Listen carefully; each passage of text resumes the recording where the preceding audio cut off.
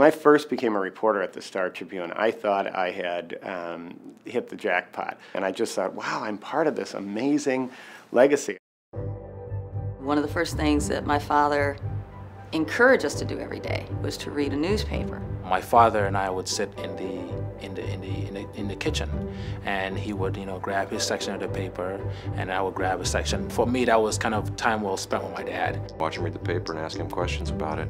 Usually, as my children do now, about the photographs. That's where it begins. We'd see the newspaper kind of like all over the place because Daddy would have disassembled it.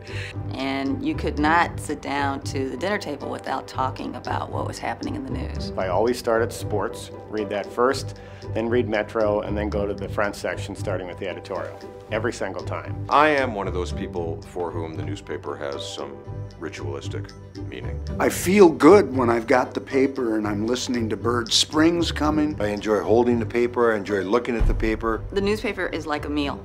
You have to start with the things that are the toughest to digest. I go multiple times a day to the website, like at least a dozen, maybe more. I start with the front page and I work my way through the newspaper and I end up at the obituaries and hope I don't read my own name. So I start with actually local news. I pull out the Metro section and find out what's happening in my own world first. I read the editorials and I read the columnists. What gives them their soul and their character are the columnists. Well, the editorial page makes me angry a lot. I think that they're too far left for me. Not left-wing enough for my taste. There's too many opinions out there. I'm not even that interested in my own opinion. Told you. I'm probably a little unusual in that regard, especially among book publishers. I read the sports section first every morning. I was a baseball fanatic, and so I always ran down and got the box scores. Got to know the sports writers, and first and foremost, Sid Hartman. I like Sid. I really do. You get to the dessert by going to the variety section last. And then I go immediately to the comics section. The first thing we do turn to is the comics.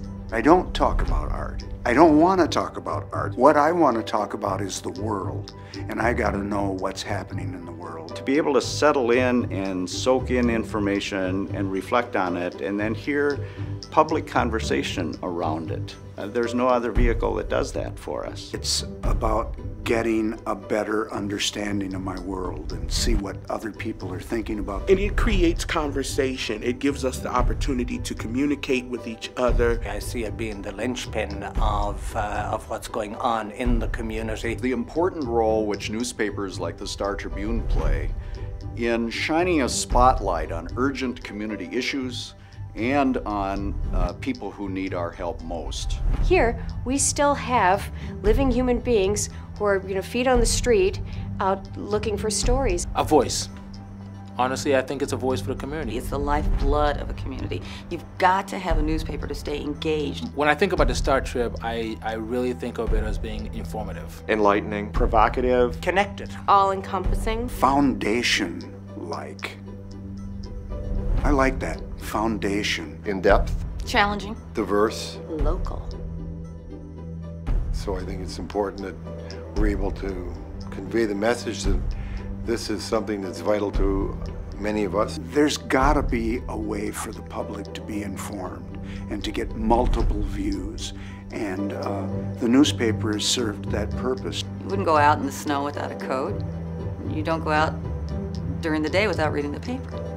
What are you going to do in the afternoon when you're sitting in a great pub with a pint if you don't have a newspaper at hand? I ask you. I rest my case.